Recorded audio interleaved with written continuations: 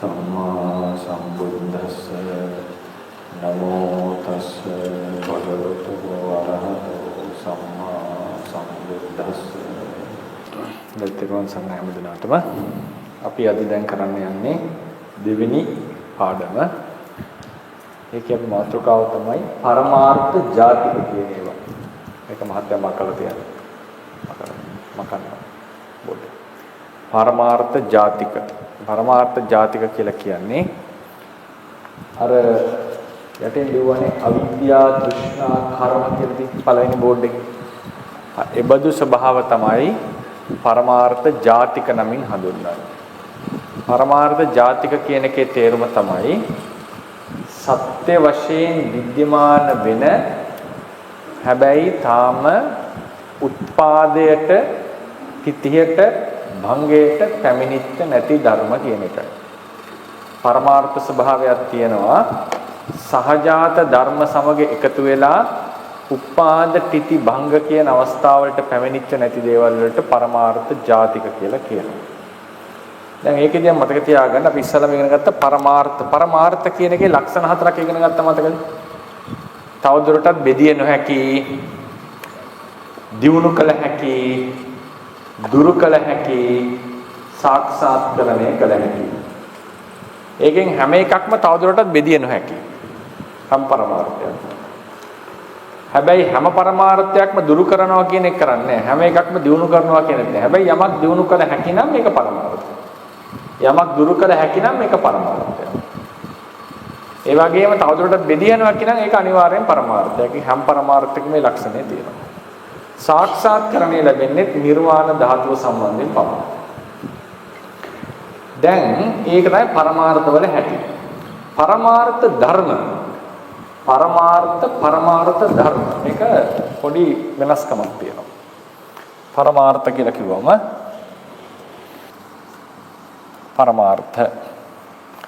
පරමාර්ථකයේ කොටස් දෙකක් තියෙනවා. සංකත අසංකත කියලා. සංකත එකක් තමයි පරමාර්ථ ධර්ම.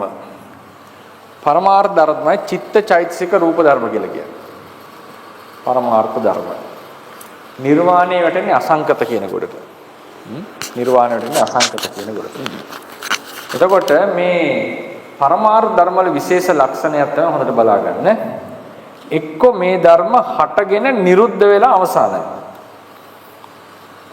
හටගෙන නිරුද්ධ වෙලා අවසාන වෙච්ච පරමාර්ථ වලට කියනවා අතීත පරමාර්ථ. අතීත කියන එකේ තේරුම අතීත කාලය කියන එක නෙවෙයි. අතීත කාලේ තිබ්බ කියන එකත් නෙවෙයි. හටගෙන නික්මුණා විනාශ වුණා කියන එකයි. හටගෙන අවසන් වෙච්ච ධර්මය අතීත. අපි අතීත කියන්නේ අතීත කාලයටනේ. නෑ. අභිධර්මයේ හැටියට අතීතයි කියලා කියන්නේ හටගෙන නිරුද්ධ වෙච්ච ධර්මයට නම. දැන් අපි දැන් කෑම කනකොට පහළවන්නේ මොකරි රස විඥාන, ජීවහා විඥානය. ජීවහා විඥානය දැන් තියනවද? නෑ. ඒක ඉපදිලා නිරුද්ධ වුණා. එතකොට ඒ ජීවහා විඥානය අතීත ධර්මයක්. ඒක අතීත ධර්මයක්. අතීතයි කියලා කියන්නේ හටගෙන නිරුද්ධ වෙච්ච දෙය. වර්තමාන කියන්නේ මොකද්ද? කියන්නේ බලන්න. හටගෙන තාමත් නිරුද්ධ නොවුච්ච දෙයට කියන වර්තමාන. තව එකක් තියෙනවා පච්චුප්පන්න. පච්චුප්පන්න. පේනවද නැහැ? හරි. අතීත වර්තමාන නැත්නම් පච්චුප්පන්න. අනාගත කියන්නේ මොකද්ද ඒකට? තාමත් මොකද්ද? හටගෙන නැති. ඉතින් හටගෙන නැත්නම් බිඳින්න දෙයක් නෙවෙයිනේ. හටගෙන නැති අනාගත. මේ පරමාර්ථ ධර්මයෝ චිත්තචෛසික රූප කියන ඒවා එක්ක හටගෙන නිරුද්ධ වෙච්ච දේවල් එහෙම නැත්නම් තාම හටගෙන නිරුද්ධ නොවිච්ච දේවල් නැත්නම් තාම හටගත්තේ නැති දේවල්.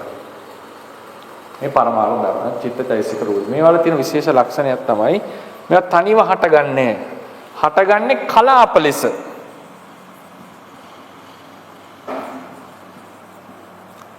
කලාප වර්ග දෙකක් තියෙනවා. රූප කලාප, නාම කලාප. කලාපයක් කියලා කියන්නේ සමූහයක්, මිටියක් කියන එක. සිතක් හටගන්නේ තවත් ධර්ම සමූහයක් එක්ක. චෛතසික ධර්ම සමූහයක් එක්ක. රූපයක් හටගන්නේ තව රූප එක්ක. රූප කලාපය. නාම කලාප. කලාප ලෙස සමූහ ලෙස හටගන්නේ. ඒතර පරමාර්ථ ධර්ම කියන විශේෂ ලක්ෂණයක් තමයි කලාප ලෙස හටගෙන නිරුද්ධ වෙනා වෙන්නට ඕනේ. හටගෙන තාම නිරුද්ධ නොවුනා හෝ වෙන්නට ඕනේ. එහෙම නැත්නම් තාම හටගෙන නැති එකක් වෙන්නට ඕනේ. පැහැදිලිද? මේ තමයි පරමාර්ථ ධර්ම වල. අපි විදර්ශනාවට ලක් කරන්නේ මේක. අපි විදර්ශනාවට ලක් කරන්නේ මේක. පැහැදිලිද? මේ විදර්ශනාව ලක් කරන දේ. තව මේක එකක් තියෙනවා. මේක අපිට භාවනාවට වැදගත් වෙන නිසා මම ලියනවා.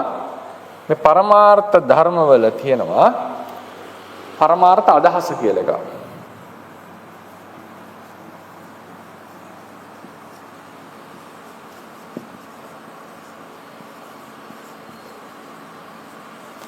මේක අදහසක් කියලා කිව්වම වෙන එක අර්ථ එන්න පුළුවන්. මේකෙන් අදහස් කරන්නේ මේකෙන් යොදනා කරන්නේ චිත්තේ කියන සංකල්ප. ඒ කියන්නේ එක පිළිවන් තියෙන concept එකක් වොත් ඒ ප්‍රඥප්තියක් වෙනවා. ඒ වර්ධිර ගන්නවා. ඒ කියන්නේ චිත්තේ පිළිබඳ අදහසක් තියෙනවා. මේකත් විදර්ශනාවට ලක් කරන්න පුළුවන්. මේක මම පස්සේ පැහැදිලි කරලා දෙන්නම් ඇයි ඒ කියලා. විදර්ශනාවට මම ලක් වෙනවා. ඒක භාවනා කරනකොට පැහැදිලි වෙයි. මොකද්ද මේ කිව්වේ කියලා. සාමාන්‍යයෙන් මේක අපි ධර්මයේ කතා කරන්නේ නැති එකක්. අපි කතා කරන්නේ එක්ක අතීත, එක්ක වර්තමාන, එක්ක අනාගත. හරිනේ? මම නිකන් කෙටි උදාහරණයක් කියන්න. අපිට විදර්ශනාවේදී කියනවා තමන්ගේ ජීවිතය දශක 10කට කඩන්න කියලා. අහලා තියෙනවනේ? දශක 10. පොඩි මේක මොකද්ද? මන්ද දශකය. නේද? දෙවෙනි එක ක්‍රීඩා දශකය. සෙල්ලම් කරන 20යි 30යි 10යි 20යි අතර ක්‍රීඩාවට නැඹුරුයි. 30යි 20යි 30යි අතර වර්ණ දශකය ලස්සන වෙනවා මිනිස්සු. 30යි 40යි අතර බල දශකය ශක්තිය වැඩි වෙනවා. ටිකක් මහත් වෙනවා ඒ වගේ ලක්ෂණ වෙනවා. 40 50 ප්‍රඥා දශකය ඥානය ටිකක් වැඩි වෙනවා. 50න් පස්සේ මොකද්ද පටන් ගන්නවා? 50 60 කියන්නේ හානි දශකය. ටික ටික දුර වෙන්න පටන් ගන්නවා. ඔහොම පබ්බාර ඔහොම ටික ටික දුර වෙන්න පටන් ගන්නවා. දශක 10ක් තියෙනවා. මේ දශක 10ක අරගෙන භාවනාව කරන්නට ඕනේ. එතකොට අපි ඉදිරියේදී ඒ ක්‍රමවේද කරන්න වෙන්නේ නැහැ. මේ වැඩබාලවේදී 10 දශක 10. නමුත් ඒක අපි දල වශයෙන් කියලා දෙනවා. එතකොට දශක 10 ගත්තම ඔබ 9 වෙනි දශකයේ තමයි සයන දශකය. සයන දශකය කියලා කියන්නේ කීයයි කියද? 90යි 100යි අතර. 90යි 100යි අතර මෙනෙහි කරනවා. දැන් ඉඳන් මෙනෙහි කරනවා. ඒකට 90 වෙනකන් ඉන්න ඕනේ නැහැ. මේ තරුණ කාලේ මෙනෙහි කරනවා. 90යි 100යි අතර. එතකොට සමහර විට දැන් ඔබ මෙනෙහි කරමින් ඉන්නවා. මේ 90 තිබිච්ච නාම රූපය 100ට යන්නේ නැහැ. ඒවා 90 වෙදිම දියුත් දෙනවා. එහෙම කියලා මෙනෙහි කරනවා. නමුත් සමහර විට ඔබගේ ආයුෂය 80 වෙන්න පුළුවන්. කර්මයෙන් ලැබිච්ච ආයුෂය 85 වෙන්න පුළුවන්. වාසනාවට 90 වෙන්න පුළුවන්. එතකොට ඇත්තටම ඔබගේ 90යි 100යි අතර පරමාර්ථ ධර්ම පහළ වෙනවද? නෑනේ 80ට කලින් 80 දී මැරෙනවනේ. එහෙම වුණත් ඔබ ඒක මෙනෙහි කරන අවස්ථාවේ මාර්ගඵලයක් ලබන්න පුළුවන්. ඒකෙම අදහස් කරේ මොකද්ද? ඇත්තටම අනාගතේ පහළ වෙන එකක් වෙන්න ඕනේ නැහැ විදර්ශනා කරා. නාම රූප පිළිබඳ අදහස තිබ්බත් විදර්ශනාව සිද්ධයි. හරිනේ විදර්ශනාව සිද්ධයි. ඒක පස්සේ පැහැදිලි වෙයි. මේක දැනට අවශ්‍ය වෙන්නේ නැහැ. මේක ලියාගත්තර කමක් නැහැ. මේකම මතනවා. පරමාර්ථ අදහස කියන ඇත්ත ඔකෙන් ටිකක් පැටලෙන්නට පුළුවන්. මේ හතරවෙනි අවස්ථාවක් තියෙනවා කියලා. මේ පරමාර්ථ ධර්ම වල හැටි. පරමාර්ථ ජාතික කියලා කියන්නේ දැන් ඔන්න පරමාර්ථ ධර්ම කියනවනේ සිත් පහළ වෙනවා, රූප පහළ වෙනවා, චෛතසික පහළ වෙනවා. දැන් උදේ ඉඳලා අද වෙන දැන් හවස් දවල් වෙනකන් අපේ సంతානෙහි සිත් ඉපදුනා, රූප ඉපදුනා, නිරුද්ධ වුණා, අලුතෙන් ඉපදවන්න මෙහෙම දිගින් දිගට පරම්පරාව වශයෙන් තියෙනවා. දැන් මේ අවස්ථාව කියලා හිතන්නකො. දැන් මේ වෙලාව තියෙන එක තාම නිරුද්ධ වෙලා නැහැ. පොඩ්ඩක් පෝස් කරලා බලන්න. නිරුද්ධ වෙලා නැහැ. තවත් ඉදිරියටත් අද දවසේ පහළ වෙන්නට නියමිතයි. හරිනේ? මෙයා මොනවද? අතීත. මේක මොකද්ද? වර්තමාන. පහළ වෙන්නේ ඒවා අනාගත. හරිනේ? හැබැයි මෙහෙම තියෙනකොට මේ අවස්ථාවේදී දැන් බලාගන්න මෙහෙම නාම රූප දර පහළ වෙලා යනකොට මේ වර්තමානික මේ අනාගතේවා මේ අතීතේවා යනකොට අපේ సంతානයේහි කෙලෙස් ධර්ම ටිකක් නිදාගෙන පවතිනවා. නිදාගෙන පවතිනවා කියලා කියන්නේ මේ වෙලාවේ හටගෙන නැහැ සිතක් ලෙස. මේ වෙලාවේ හටගෙන නැහැ චෛතසිකයක් ලෙස. හැබැයි හටගන්න පුළුවන් බවක් තියෙනවා. හටගන්න පුළුවන් බවක් තියෙනවා. දැන් අපි බොහොම සතුටින් අපි ධර්මයේ ශ්‍රවණය කරා කියලා භාවනාව කරමින් ඉන්නවා කියලා. ඒ වෙලාවේදී සමහරලාට මොනවා හරි සංසිද්ධියක් ආව ගමන් අප්‍රසාදයක් හිතට එන්න පුළුවන්. ඇලීමක් හිතට එන්නට පුළුවන්. නිදිමත ගතියක් හිතට එන්න පුළුවන් නේ. එහෙම වෙනවනේ. මොනවද මේ කෙලෙස් ධර්ම? ධර්මයේ හැටියට බුදුරජාණන් වහන්සේගේ දේශනාවේ හැටියට අර කුසලය කර කර ඉන්නකොටත් මේ කෙලෙස් ධර්ම ඔබගේ මගේ సంతානෙහි අප්‍රහීනව පැවතිලා තියෙනවා. දුරු වෙලා නැහැ. අප්‍රහීනව කෙලෙස් ධර්ම පැවතිලා තියෙනවා. ඒ නිසා තමයි අවස්ථාව ලැබූ සැනින් ඒවා හටගන්නේ. අවස්ථාවක් ලැබුණු සැනින් මේ කෙලෙස් ධර්ම సంతානය තුළ හටගන්නවා. ඒකට අයෝනිසෝ මනසිකාරය වෙච්ච ගමන් මොන හරි අදාළ අරමුණ පැමිණිච්ච ගමන් මේ කෙලෙස් ධර්ම ටික හටගන්නවා. ඒක පාට අපිට පණිඩයක් ආවොත් ගේ ගිනි ගන්නවා කියලානේ. අපේ හිත ගිනි ගන්න පටන් ගන්නවා. කපාට ද්වේෂය, භය මේවා මතුවෙන්න පටන් ගන්නවා. මේවා මේ වෙලාවෙත් නිදාගෙන වගේ පවතිනවා. ඔකයි ඔගේ කතාව. කුසල ධර්ම වලට එහෙම අවස්ථාවක් ගැන කියන්නේ නැහැ. අකුසල ධර්ම වලට එහෙම අවස්ථාවක් ගැන කියන්නේ. අකුසලය නිදාගෙන පවතිනවා. ඒ නිදාගෙන ඉන්න වෙලාවේ එයා අතීතත් නෙවෙයි. අතීත කියන්නේ මොකද්ද? හටගෙන නිරුද්ධ වුණා කියන්නේ. හටගෙන නිරුද්ධ වෙච්ච ධර්ම. දැන් ජීවහා විඥානයේ කෑම කනකොට පහළ වෙච්ච ජීවහා විඥානයේ හටගෙන දැන් නිරුද්ධයි. ඒ වගේ නෙවෙයි මේක. රූපයක් දකින්නට පහළ වෙච්ච චක්කු විඥානයේ හටගෙන නිරුද්ධයි. දැන් මේ වෙලාවේ පහළ වෙන චක්කු විඥානයේ හටගෙන වර්තමානයි. අනාගතෙත් පහළ වෙන චක්කු විඥාන. මේ කියන්නේ ඊට වඩා පොඩ්ඩක් වෙනස් අවස්ථාවක් ගැන. ලෝභ දෝෂ මෝහ ආදිය අපේ సంతානෙහි නිදාගෙන පවතිනවා. නිදාගෙන පවතිනකොට ඒ කට්ටිය අතීතත් නෙවෙයි, පච්චුප්පන්නත් නෙවෙයි, වර්තමානත් නෙවෙයි, අනාගතත් නෙවෙයි. හැබැයි මේ ධර්ම නැත නොවේ ඇත. ඒ ධර්ම නැත නොවේ ඇත. ඒවා ඇති නිසා තමයි මොකද අහගන්න. මේ කුසලයක් කර කර ඉන්නකොට නමුත් බැරි වෙලා හරි මිය ගියොත් නැවත උප්පත්තිය සිද්ධ වෙන්නේ කෙලස් ටික දුරු වෙලා නැති නිසා. කුසල් කර කර හිටියත් මැරියත් මරණත් උපදිනවා. අකුසල් කර කර ඉන්නකොට මරණත් උපදිනවා. ඇයි ඒ? කෙලස් දුරු වෙලා නැහැ. කෙලස් කියන්නේ අකුසල් තමයි. හරිනේ? එතකොට ඒවා දුරු වෙලා නැහැ. ඒ නිසා ඒ අකුසල ධර්මයෝ ක්ලේශයෝ පවතින අවස්ථාවක් ඒවට කියනවා පරමාර්ථ ජාතික කියලා.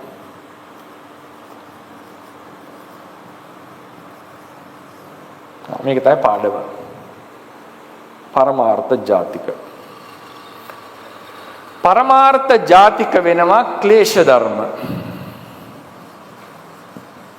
පරමාර්ථ ධාතික වෙනවා කර්ම ශක්තිය. පරමාර්ථ ජාතික වෙනවා වාසනා ගුණය. වාසනාව කියන්නේ අපේ ලක් එක නෙවෙයි වාසනාව කියලා මෙතන කියන්නේ හුරු සසර හුරු. නැත්නම් අපිට වාසනාව කියලා අපි කියන්නේ අර කියන ලක් එක තියෙනවා ඒක නෙවෙයි. සසර හුරු කියන එකයි. පරමාර්ථ ජාතික. අවශ්‍ය ලියා ගන්න. පේනව නේද පිටුපස්සේ? ක්ලේශ කර්ම ශක්තිය වාසනාව. මොනවද මේ පරමාර්ථ ජාතික? පරමාර්ථ ජාතික.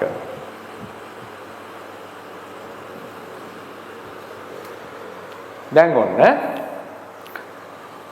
තව ඉස්සරහට මේ කතාව ගැන කියන්නේ පරමාර්ථ ධර්ම කියන පරමාර්ථ ධර්ම වල ස්වභාවය තමයි සහගත සහජාත ධර්ම සමග හටගන්න බව. පරමාර්ථ ධර්ම කියන විශේෂ ලක්ෂණය. සහජාත ධර්ම සමග හටගන්න බව. අපි පොතට යන්කෝ එක බලන්න. පරමාර්ථ ධර්ම 13 පිටුව. 13 පිටුව. 1:18 බලන්න. 1:18. 13 පිටුවේ නම්බර 1:18. හරි. පරමාර්ථ ධර්මයක් යනු තමාටම ආවේනික ලක්ෂණයක් සහ කෘත්‍යයක් ඇති. කෘත්‍යයක් කියන්නේ ඒ හැම එකෙම වැඩක් කරනවා කියලා. ලක්ෂණයක් වෙන වැඩක් කරනවා. ඒ අපි ඉස්සරහට තේරෙයි මොනවද කියලා. එලෙසටම තමන්ට ආවේනික ලක්ෂණ සහ කෘත්‍ය ඇති තවත් ධර්ම සමග එකට හටගන්නා වූ වෙනම ධර්මයකි. නොක ටීකා පාඩයක් කොයි තියෙන්නේ. පරමාර්ථ ධර්මයක් කියලා කියන්නේ එයාව තවදුරටත් බෙදන්න බෑ. බෙදන්න බැරි වූ පමණින් පරමාර්ථ ධර්මයක් වෙන්නේ නැහැ. පරමාර්ථ ධර්මයක් වෙන්න නම් තවත් ධර්ම සමග මිශ්‍ර වෙලා කලාපයක් ලෙස එකට හට ගන්නට ඕනේ. එක්කෝ හටගෙන නිරුද්ධ වෙලා තියෙන්නට ඕනේ. එක්කෝ හටගෙන නිරුද්ධ නොවී තාම තියෙනවා වෙන්නට ඕනේ. එහෙම නැත්නම් ඉදිරියේ හට ගන්නවා වෙන්නට ඕනේ.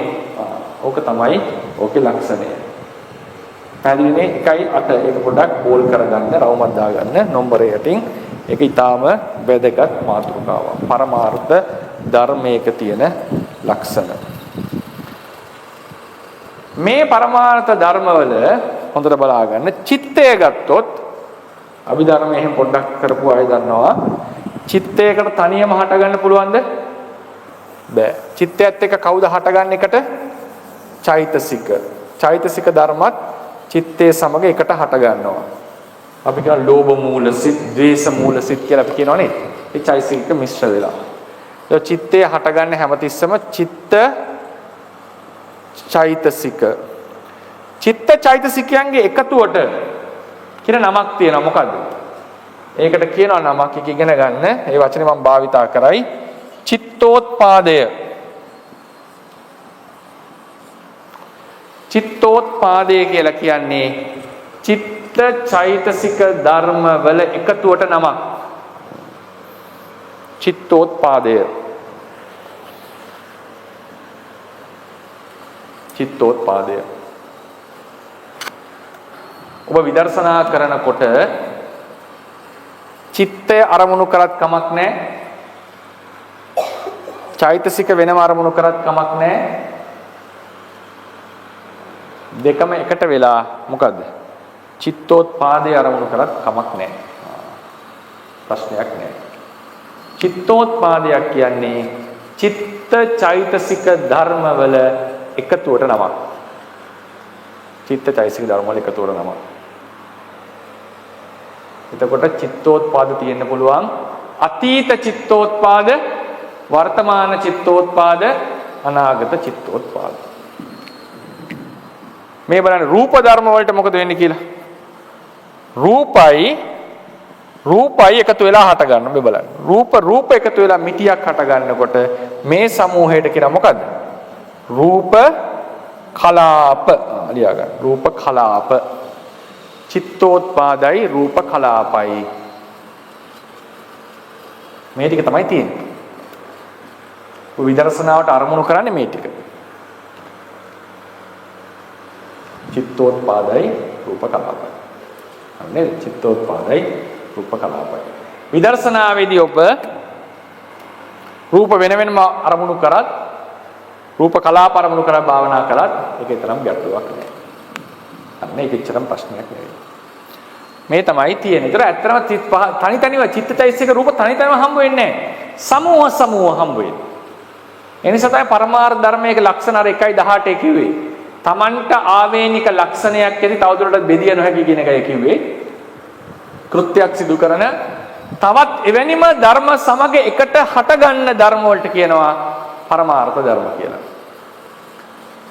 හැබැයි තවත් සමහර කොටස් ටිකක් තියෙනවා ඒවා තව දුරටත් බෙදන්න බෑ.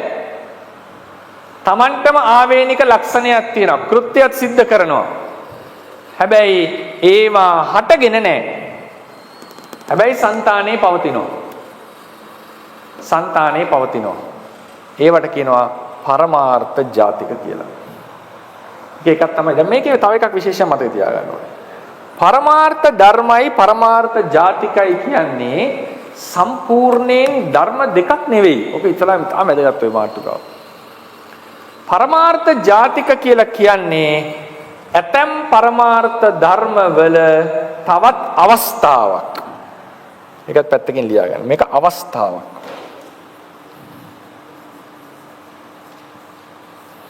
මේක අවස්ථාවක්. පරමාර්ථ ධර්මයක් නෙවෙයි. මේක වෙනම ධර්මයක් කිව්වොත් ඒක මිශ්‍ර වෙනවා තවත් බෞද්ධ නිකායක් එක්ක. මේක එක්තරා අවස්ථාවක්. මොකද්ද මේ කියන්නේ? මේ කියනකොට මේක පැහැදිලි වෙයි. ඔන්න බලන්න. අපේ సంతානෙහි සිත් 15 වී යනකොට හොඳට බලා ගන්න. නිදාගත්තනේ ක්ලේශය තියෙනවානේ ද්වේෂයනේ. මොන බලන්න ද්වේෂය තියෙනවා කියලා. ද්වේෂය තියෙන නිදාගෙන. මේ ද්වේෂය අවස්ථාවක් ලද විටදී මේ ද්වේෂය හට ගන්නවා. මේ ද්වේෂය හට ගන්නවා.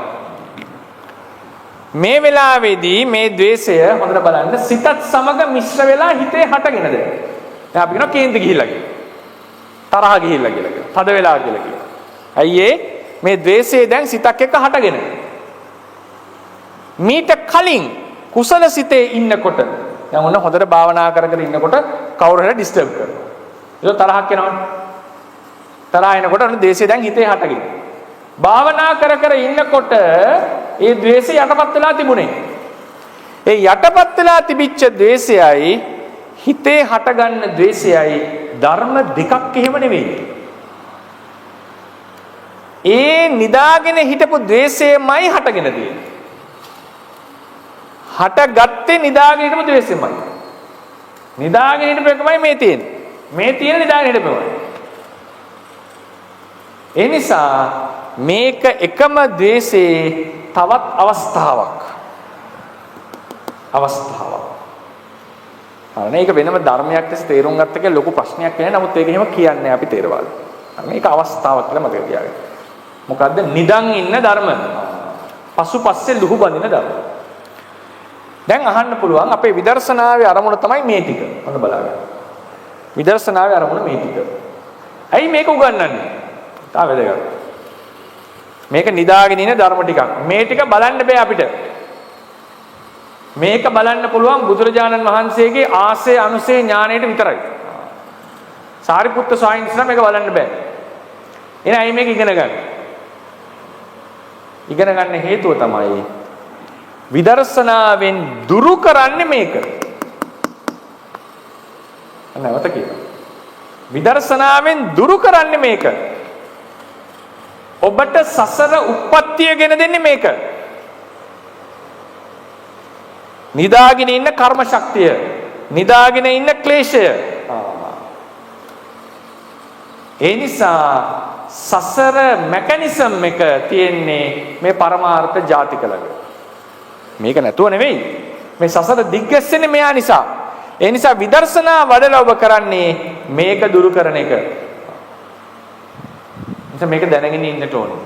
හැබැයි මේ අවස්ථාව ඔබගේ විදර්ශනාවේ අරමුණක් වෙන්නේ නැහැ.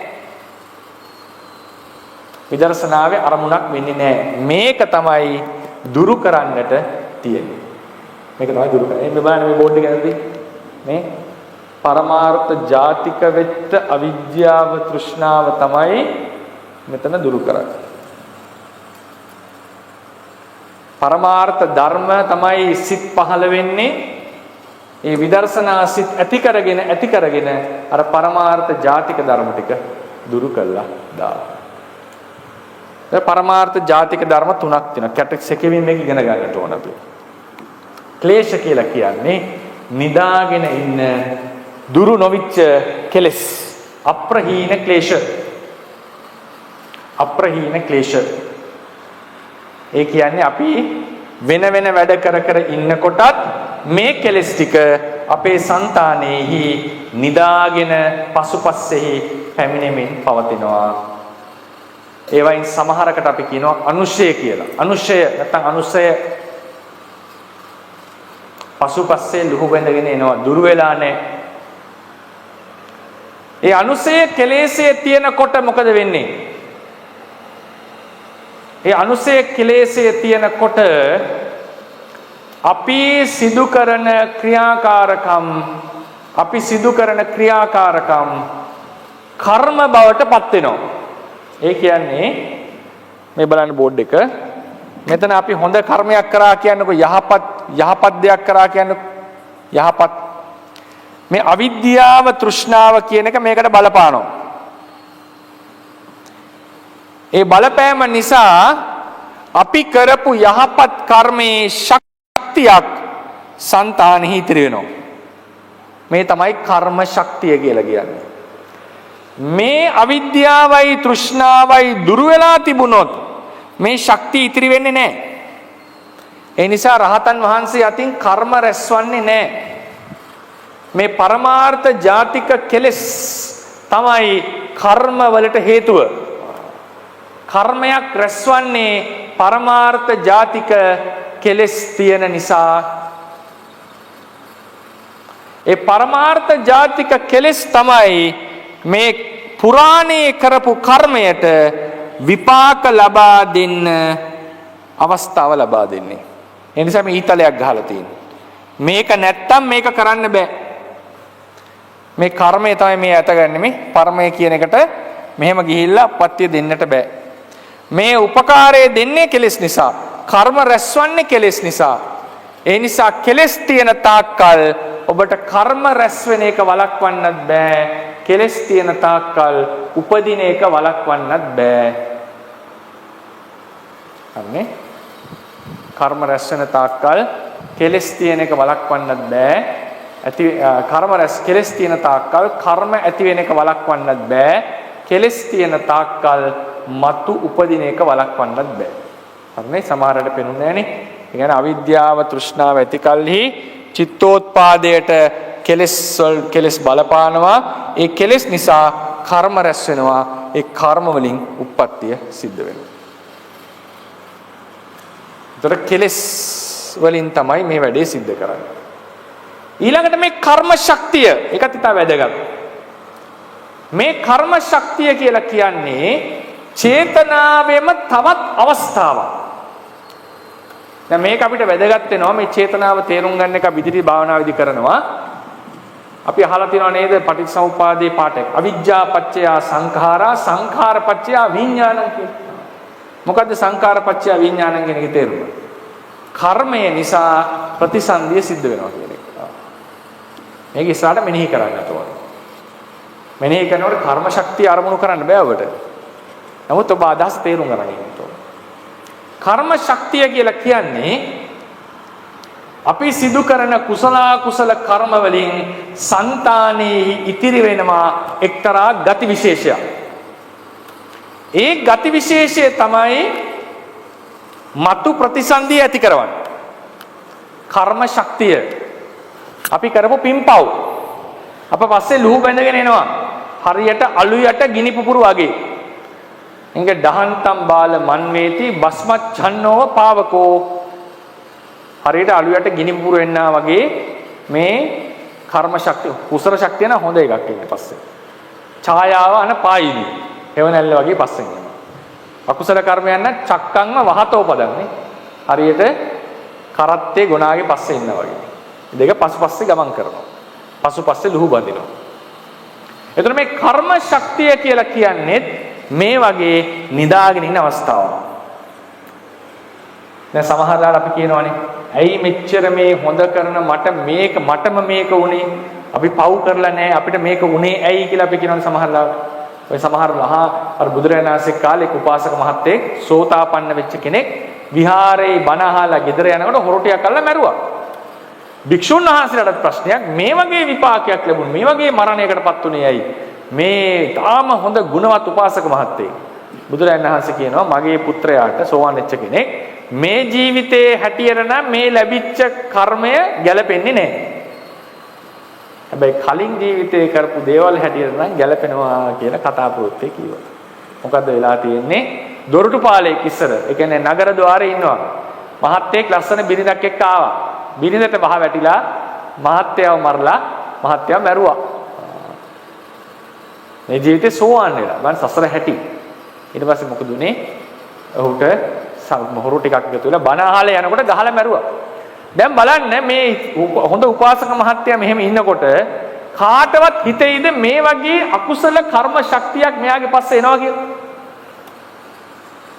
හිතෙන්නේ නැහැ. ඒ නිසානේ බුදුහාමුදුරුවෝත් ඇහුවා ඇයි මෙච්චර හොඳ කෙනාට බුදුරජාණන් වහන්සේ මේ වගේ පාගයක් වුණා. ඒ තමයි කර්ම ශක්තිය නිදාගෙන ඉන්න අවස්ථාව. ඒක වැටහෙන්නේ බුදුවරේට. බුදුරජාණන් වහන්සේ දන්නවා මෙයාට දැන් මේ කටයුත්ත වෙන්නේ නැහැ. මුගලන් මහරහතන් වහන්සේනේ. ඒ කාලේ හිටපු දෙවෙනියට ශ්‍රේෂ්ඨම රහතන් වහන්සේ. සාරිපුත්‍ර හාමුදුරන් විතරයි දෙවෙනි. කවුද හිතන්නේ මෙච්චර අම්මා තාත්තා මරව පාප කර්මයක් කරලා ඇති කියලා සසර. නේ හිතෙන්නවත් නැහැ නේද? හිතා ගන්නවත් බෑ. ඒ තරම් ගුණවත් මිනිස්සෙක් මේ ජීවිතේ.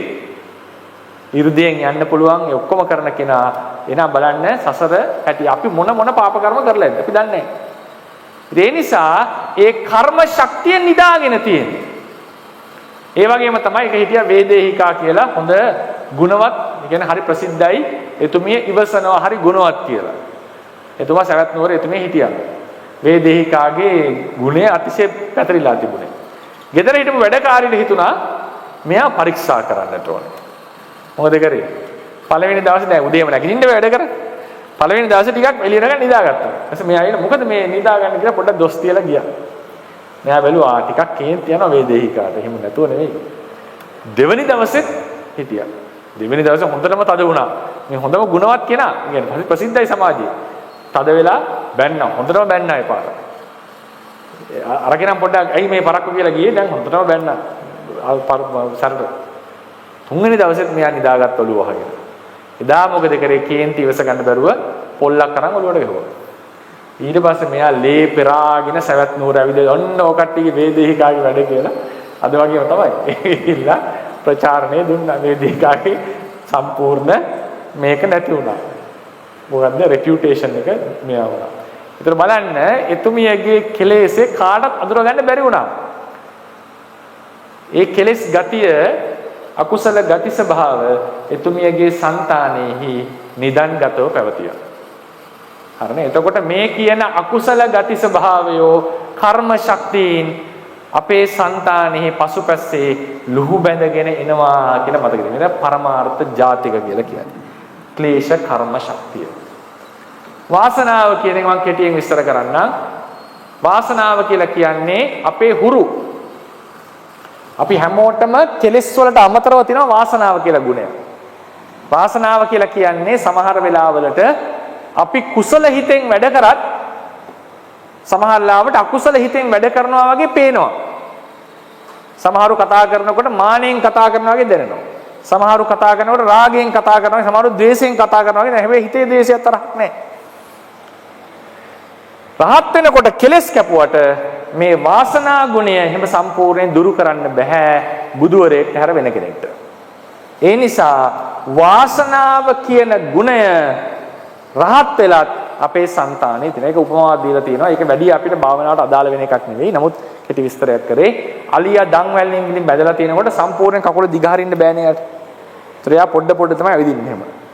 අවුරුදු ගාණක් අවුරුදු 60ක් 40 70ක් මේ 50ක් 60ක් ධම්මැලේ බැඳලා තිබ්බට පස්සේ වයසට ගිහිලා ධම්මැල ලිව්වත් එයා යන්නේ ඒ විදිහටලු. ධම්මැල තියනවා වගේ යාට ඒ කියන්නේ හුරුවක් ඇවිල්ලා තියෙනවා. එතකොට දැන් බර උස්සන් යන කෙනෙක් නම් කාලයක් බර උස්සන් ගියාට පස්සේ නැගිටලා ඉනකොට එයා ඒ විදිහට යනවා වෙන්න පුළුවන්. ඒතර ඒ වගේ ඒ සසර තිබිච්ච හුරුවට දේවල් සිද්ධ වෙනවා. ඒ හුරුව කියන්නේ වාසනා ගුණයක්.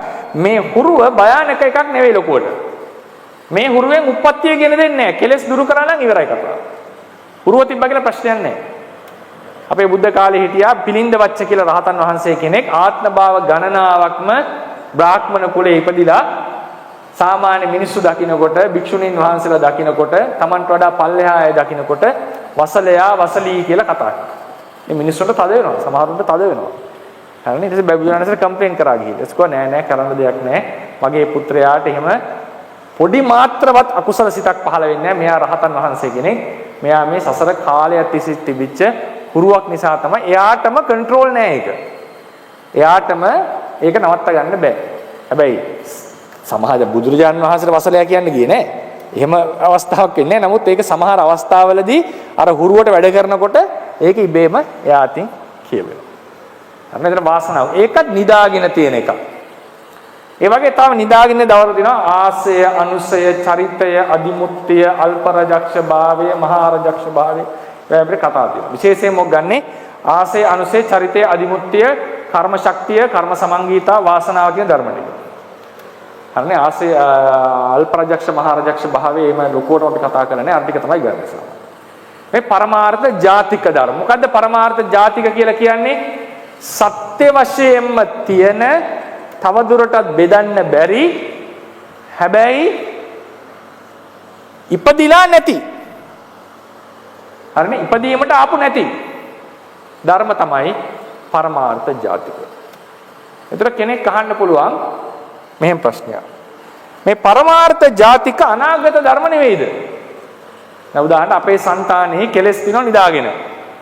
ඒ නිදා ගන්න කෙලෙස් දැන් ඊළඟ මොහොතේ හට ගන්නවා. එතකොට ඒක තාම හටගත්ත නැති එකක් නේ. ඒ නිසා ඒක අනාගත එකක් නෙවෙයිද කියලා කෙනෙක්ට ප්‍රශ්නයක් අහන්න පුළුවන්. නෑ ඒක අනාගත නෙවෙයි. ඒකට හේතුව තමයි අනාගත ක්ලේශය කියලා කියන්නේ ඒ අනාගත දවසේහි හිතෙහි හටගන්න ක්ලේශය. මේ තියෙන්නේ හටගත හැකි බවක්. මේක දැන් තියෙන එකක්. මේ මොහොතේම බව තියෙන ඔබ තුල. හටගත හැකි බව දැම්ම නිදාගෙන තියෙනවා. ඒ නිසා මේක අනාගත ක්ලේශයක් නෙවෙයි. අනාගත ක්ලේශය කියන්නේ හිත හටගන්න මොහොතේ ඒ හටගන්න ධර්මය. මේ තියෙන්නේ දැන් තියෙන එකක්. මේක හැබැයි හටගෙන නැහැ. ඒ නිසා පච්චුප්පන්න වෙන්නේ නැහැ. මේක හටගෙන නැහැ. ඒ නිසා පච්චුප්පන්න වෙන්නේ. නමුත් මේ වෙලාවේ විද්‍යමානයි. මේක ගොඩාක්ම කිට්ටු වර්තමාන ක්ලේශයට. හැබැයි තාම හටගෙන නැති නිසා ඒවට අතීත කියලා කියන්නෙත් නැහැ. අනාගත කියලා කියන්නෙත් නැහැ. වර්තමාන කියලා කියන්නෙත් නැහැ. ඒවට කියනවා ත්‍රිකාලික ජාතික කියලා. ඒක ඇත්තට වැදගත් වෙන්නේ අපිට. මම ඒක ලියන්න හැබැයි ත්‍රිකාලික ජාතික. ත්‍රිකාලික ජාතික කියන්නේ ත්‍රිකාලික කියන්නේ කාල තුනටම අයත් කියන එක. ත්‍රිකාලික ජාතික. හරිද? මේ වගේ ධර්ම වලට කියනවා ත්‍රිකාලික ජාතික. කාල තුනටමවත් ධර්ම. මොනවාද ත්‍රිකාලික ජාතික කියලා කියන්නේ? මේ නිදාගෙන ඉන්න ක්ලේශයම තමයි අතීතයේ හටගෙන නිරුද්ධ වුනේ. මේ නිදාගෙන ඉන්න ක්ලේශයම තමයි හටගෙන තාම තියෙන්නේ.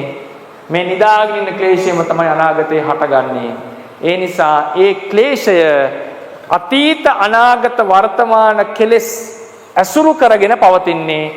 ඇත්තටම කියනවා නම් අතීත අනාගත වර්තමාන කෙලෙස් ලෙස හටගන්නේ මේ ධර්ම. ඒ නිසා කාල තුනටම සම්බන්ධයි මෙයා. කාල තුනටම සම්බන්ධයි කියලා ත්‍රිකාලික ජාතික කියලා පොත්වල නම් කරලා තියෙනවා. හැබැයි මේක පරමාර්ථ ධර්ම නෙවෙයි. හැබැයි පරමාර්ථ ස්වභාවය. ඒ නිසා පරමාර්ථ ජාතික කියලා කියනවා. ජාතික කියන එකේ තේරුම තමයි පරමාර්ථ ගොඩට අයිති. පරමාර්ථ වර්ගයට අයිති පරමාර්ථ ධර්මයක් නෙවෙයි. අවසාන වශයෙන් අපි විදර්ශනා කිරීමෙන් දුරු කරන්නේ මෙන්න මේ පරමාර්ථ ජාතික ධර්ම. අපි විදර්ශනා කිරීමෙන් දුරු කරන්නේ මෙන්න මේ කියන පරමාර්ථ ජාතික ධර්ම. ඒක ඊටාම තේරුම් ගන්නට වැදගත් මාතෘකාවක්. හරි. එතකොට එහෙමනම් මේ ටික තමයි විශේෂයෙන් මම කතා කරන්නට බලාපොරොත්තු වෙන්නේ. ඊට අමතරව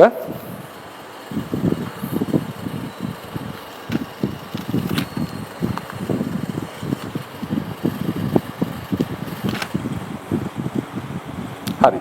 තව එකක් වරණක් කතා කරන්න පුළුවන්. මේ පරමාර්ථ ජාතික දැන් බලන්න කර්මාර්ථ ජාතික තුනක් තියෙනවා. දුරු නොවිච්ච ක්ලේශය, කර්ම ශක්තිය, වාසනාව. වාසනාව අපි එතනම කතා කරන්න යන්නේ. මේ දෙක තමයි වැදගත්. ක්ලේශ කර්ම. බලන්න මේ බෝඩ් එක. මේකෙත් තියෙන ඒවා නේද? ක්ලේශ කර්ම. ක්ලේශ කියන්නේ කෙලෙස්, නිදාගෙන ඉන්න කෙලෙස්. කර්ම කියන්නේ අපි රැස් කරපු කර්මය. මේ පරමාර්ථ ජාතික කර්ම ශක්තියට ප්‍රතිසන්දියක් ඇති කරවීමට නම් ඒ කර්ම ශක්තිය අවකාශයක් ලබන්නට ඕනේ. අවකාශ ලබනවා කියලා කියන්නේ ඒ කර්ම ශක්තිය මතුවලා එන්නට ඕනේ. ඒක මතුවෙන්නට ඕනේ. අතීතේ කරපු කර්ම ගොඩාක් තියෙනවානේ. ඒ වලින් මොකක් හරි මතුවලා එන්නට ඕනේ. මතුවලා අපේ ගත්ත තමයි විපාක දෙන්නේ. මතුවලා අපේ විපාක දෙන්නේ. ඒකට උපමාවක් කියන්නම්. මතකද මම දන්නේ දැන් ඒක කොහොමද කියලා. ඉස්සර අර ලොතරැයි වල ශනිදා වාසනාවේ තෝරන හැටි කොහොමද තෝරන්නේ? මහජන සම්පතේ වෙනස්ද? කොහොමද නැතිව කොහොමද? බෝල් ටික කර එක පාට් එකක් ටක් ගාලා මතුවෙනවනේ. අර සක් කරලා ගන්නවනේ. මහජන සම්පතේ රෝල් වෙවි වෙනම විදිහකට ආවේ. මම දන්නේ දැන් කොහොමද කියලා. ඉතින් මතකද? එකක් ඇදලා ගන්නවා එහෙම. ඒතර බෝල ගොඩෙන් එකක් ඇදලා ගන්නවා. ඒ වගේ කර්ම ශක්තිය ඇතුලෙන් එක කර්මයකට අවස්ථාව ලැබෙන්නට ඕනේ. ඒ කියන්නේ මොකක් හරි එකට අවස්ථාව ලැබෙන්නට ඕනේ. අවස්ථාව ලැබිච්ච කෙනා තමයි විපාක දෙන්නේ. අවස්ථාව ලැබිච්ච කර්මය තමයි විපාක දෙන්නේ. අවස්ථාව නොලැබී කර්ම විපාක දෙනවා කියලා එකක් නැහැ. අවස්ථා ලැබීම ඉතා වැදගත් මාතෘකාවක්. ඒකයි මේක වෙනව ලියලා තියෙන්නේ. අවකාශ ලැබීම. මේක සාමාන්‍යයෙන් අපි කතා කරන්නේ අද කාලේ. ඒක ඇත්තටම කනගාටු කරනවා. මේ කර්මය අවකාශ ලැබීම ඉතා වැදගත්. අවකාශ ලැබපු කර්මයක්. අවකාශ ලැබුණාගේ තේරෙනවනේ. අවකාශයක් ලැබන්නේ එයාට ඔපචුනිටි එකක් දෙනවා. දැන් අපි දොර මොකක් හරි මේකට යන්න අපිට අවකාශයක් ලැබෙන්න එපා. දොර වැහලා නම් ඒකට ඔපචුනිටි නැත්තම් අපිට කරන්න බෑනේ. ඒත් මේ අවකාශ ලැබීම කියන එක ඉතා වැදගත්. අවකාශ ලැබිච්ච කර්මයක් තමයි ප්‍රතිසන්දි දෙන්නේ. අවකාශ ලැබිච්ච කර්මයක් තමයි විපාක දෙන්නේ. කොහොමද කර්මයක් අවකාශ ලබන්නේ? ඉතා වැදගත්. ප්‍රතිසන්දි විපාකයක් දීම සඳහා ප්‍රවෘත්ති විපාකයට මේක අදාළ නැහැ. ප්‍රවෘත්ති විපාකයට කර්මය අවකාශ ලබන්න ඕනේ. නමුත් ප්‍රතිසන්දියක් ලබා දීමට කර්මයක් අවකාශ ලබන්න නම් කවුද ඉන්න ඕනේ? කවුද ඉන්න ඕනේ? කෙලෙස් ධර්ම තිබිය යුතුයි. ප්‍රතිසන්දියක් ලැබෙන්න කර්මයක් අවකාශ ලබනවා නම් කවුද තියෙන්න ඕනේ? කෙලෙස් ධර්ම. මේ මොනවද පරමාර්ථ ජාතික මේ කතා කරන්නේ? ප්‍රතිසන්දියක් ලබන්න කර්මයේ අවකාශ ලබනකොට කවුද ඉන්න ඕනේ? කෙලෙස් අප්‍රහීනව තියෙන්නට ඕනේ. ඒක අත්‍යවශ්‍යයි. දැන් අපි නිවන් දකින්නවා කියලා මොකද්ද කරන්නේ? උප්පත්තිය නැති කරවන්න ඕන නම් මොකද්ද කරන්නේ? කර්මයකට මොකද්ද නැති කරන්නේ? අවකාශ ලැබීම නැති කරනවා. මේ තුන්වෙනි බෝඩ් එකේදී මේ කොළ පාටින් ඇඳලා අවකාශ ලැබීම නැති කරනවා. කර්මයක් අවකාශ ලැබීම නැති කරන්නේ කොහොමද? කවුරු නිසාද අවකාශ ලැබෙන්නේ? කෙලෙස් නිසා. කෙලෙස් නැති වුණොත් අවකාශ ලැබෙනවද? නෑ. කර්මයක් අවකාශ ලැබීම නවත්තන්න ඔබ කල යුත්තේ මොකද්ද? කෙලෙස් දුරු කිරීම. විදර්ශනාවේ නිවන් දකින්නවා කියලා කියන්නේ පින්වතුනි පුරාණ කර්මවලට ප්‍රතිසන්දි ලබා දීමේ අවකාශය වැහිම. කර්මයකට ප්‍රතිසන්දි ලබා දීමේ අවකාශය වහනවා කියලා කියන්නේ කෙලෙස් දුරු කරන්නට ඕනේ. කෙලෙස් තියනකන් මැරුණොත් මැරෙනකොට කර්මයක් අවකාශ ලබනවාමයි. එහෙනම් විදර්ශනාවේ අපේ ඉලක්කය කර්මයේ අවකාශ ලාභේ නැති කිරීම.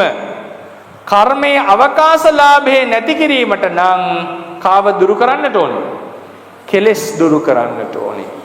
ඒ කෙලෙස් අතර තියෙන ප්‍රධානම කෙලෙසේ කවුද? අවිද්‍යාව.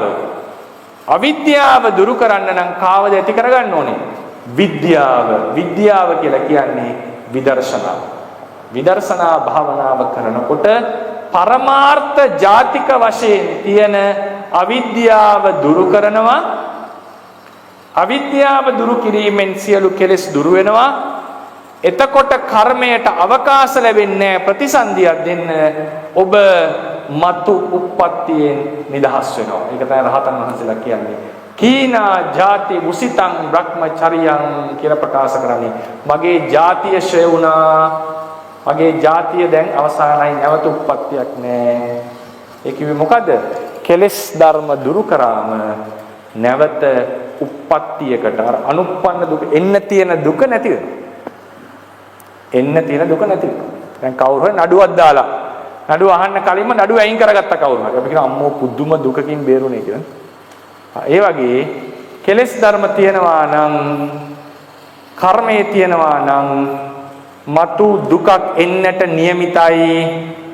ඒ එන්නට නියමිත දුකෙන් ගැලවෙන්න නම් අපි කර්මයට ප්‍රතිසන්දි දීමේ අවකාශය වළක්වන්නට ඕනේ. ප්‍රතිසන්දි දීමේ අවකාශය වළක්වන්න නම් කාව දුරු කරන්න ඕනේ? කෙලෙස් දුරු කරන්නට ඕනේ. එයින් දුරු කළ යුතු ක්ලේශය තමයි ප්‍රධාන වශයෙන් අවිද්‍යාව. අවිද්‍යාව දුරු කරාම අනිත් ඔක්කොම ටික නැති වෙලා යනවා. මේක තමයි අපි විදර්ශනා භාවනාවේදී සිද්ධ කරන්නේ. මේක තමයි විදර්ශනා භාවනාව කිරීම වශයෙන් අපි සිදු කරන දේ. හරිනේ, පැහැදිලි නේද? එතකොට තව කරුණක් මම කියන්න ඕන.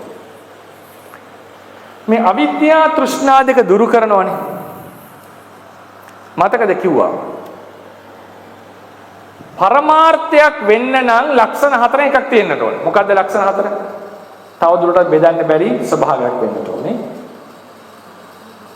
දියුණු කළ හැකි දෙයක් විය යුතුයි. දුරු කළ හැකි දෙයක් විය යුතුයි. දැන් මෙතන මොකද්ද මේ දුරු කරන්නේ? අවිද්‍යාව. මේක දුරු කරන්න තියෙන්නේ පයි පින්වතුනි.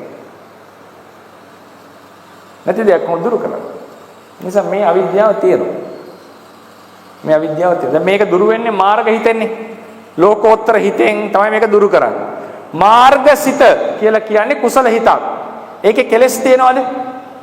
නැහැ, තියෙන්න බෑනේ. මාර්ග හිතේ කෙලෙස් තියෙන්න බෑ. මාර්ග හිත කියන්නේ අතිශයින්ම පිරිසිදු හිතක්.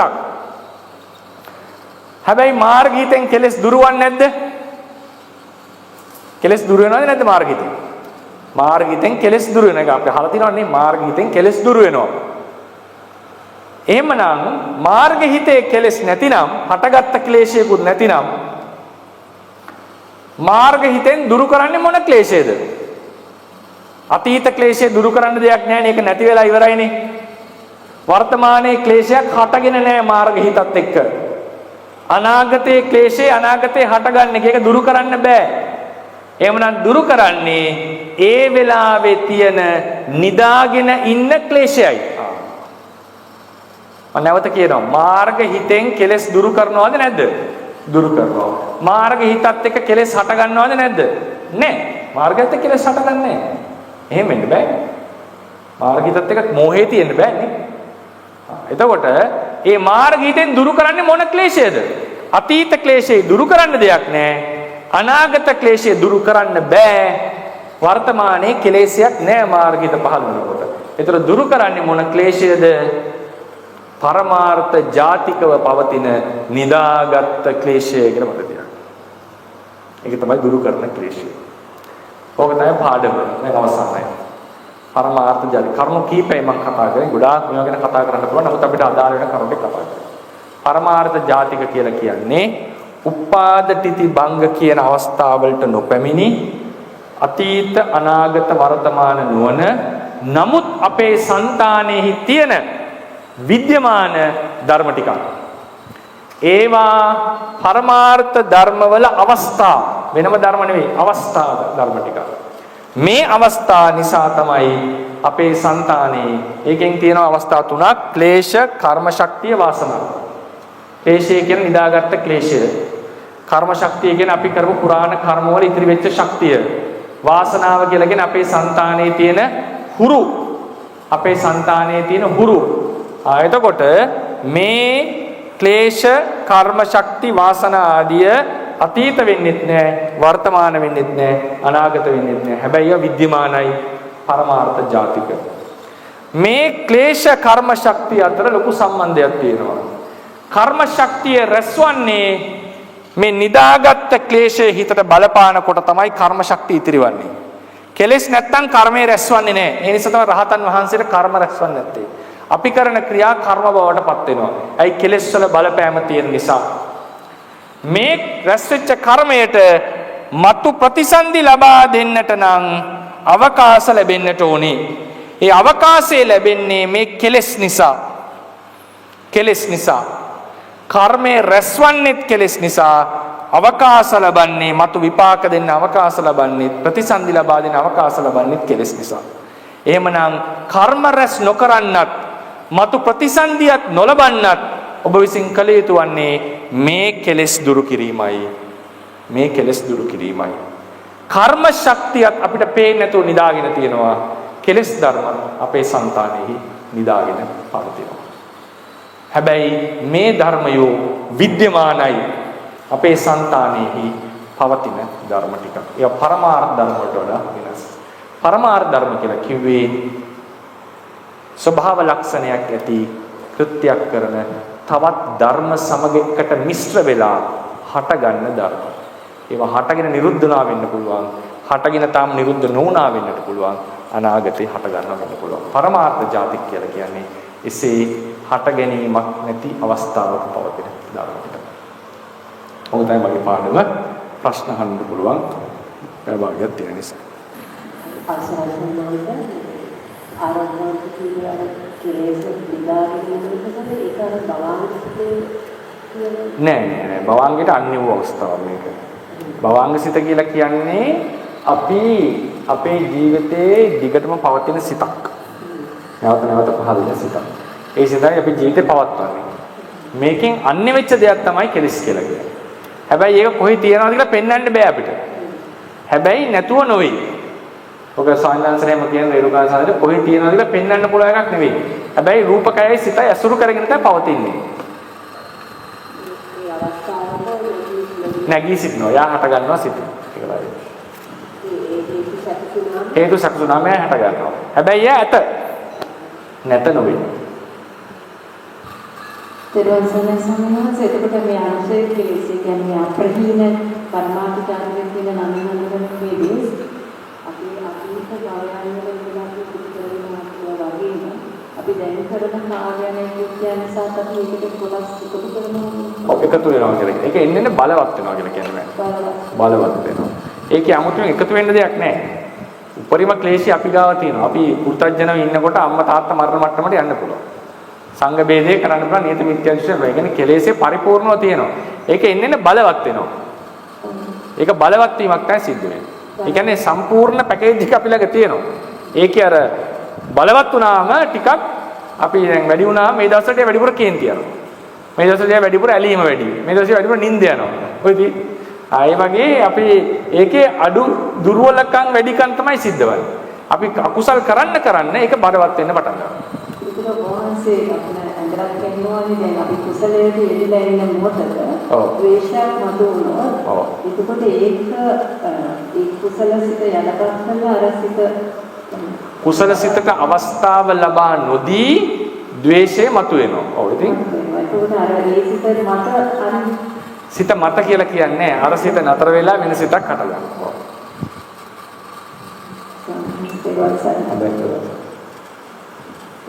අවසරයි සම්මාත ක්ලේශයන් අප්‍රහීනව පවතිනවා නිකුත් බහන්සේ කුසල කුසල ඒ වගේම ඒ සම්මාත කුසල ප්‍රහීනව පවතින්නේ නැති.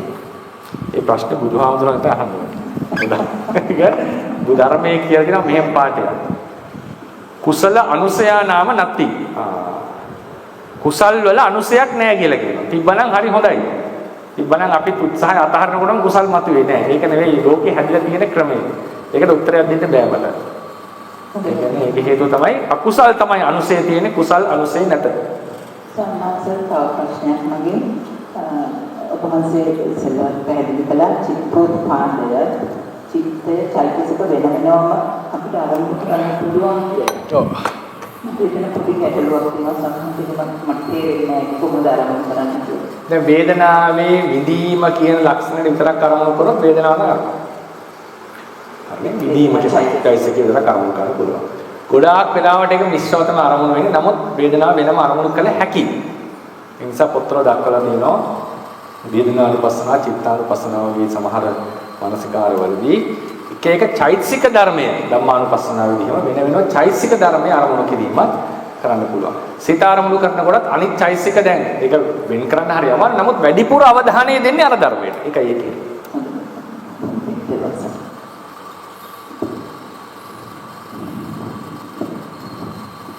අවසර ස්වාමීන් වහන්සේ කර්ම ශක්තියෙන් ජවන් සිටේ චේතනාව නිසා මොනවා හරි ක්‍රියාවක් අපි කුසල කර්මයක් කරනකොට ජවන් සිට කෝටි ප්‍රකෝටිකක් චිත්ත වේති කෝටි ප්‍රකෝටි දාන පහළ වෙනකොට ජවන් සිටේ චේතනාව ඒ ගානක් තියෙනවනේ. ඔව්. මේ හැම චේතනාවක්ම කර්මයේ බවටපත් වෙලා ප්‍රතිසන්දින් පාක ලබා දෙනවද?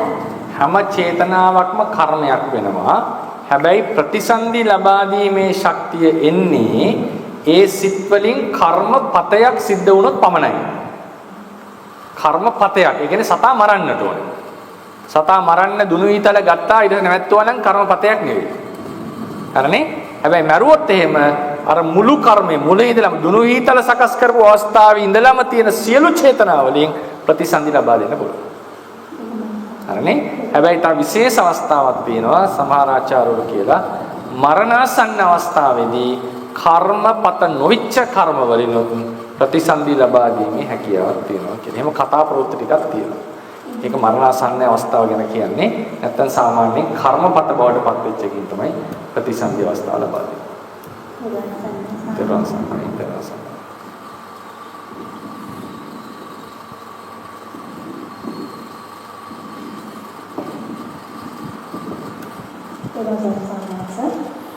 මනස දැන් මේ ඔය කියන ටෙස්ට් ඔය චිත්ත වීදියේදී දැන් මේ වත්තපණිතේදී කොහොමද දැන් සත්පුරුෂයෙකුත් නැතුව මේ වෙනස් වෙන්නේ ඔය ඥානපත්තක යෝනිසෝයන සමස්තාවේ කියලා එන්නේ කොහොමද සාරාසයෙන්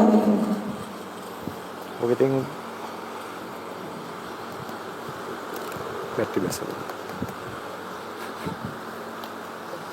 बैटरी बेस्ट है ना बैटरी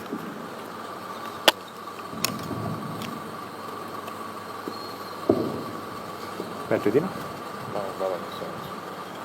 बैटरी बाकी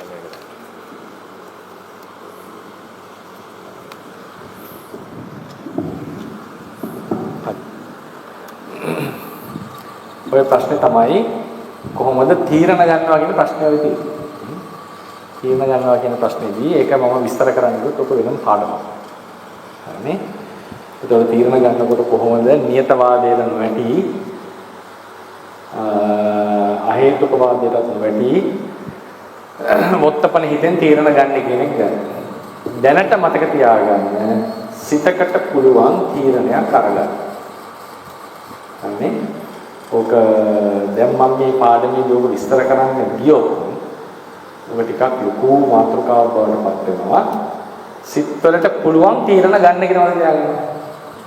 හරි? ඒ මොත්තපන සිතෙන් මේකද නැත්නම් චිත්ත ප්‍රවාහයෙන්ම මේකද තීරණය කරන්න පුළුවන්. අපි අද අභිධර්මයේ උගන්වන ක්‍රමයට මේක විස්තර කරන්න හරිය අමාරුයි.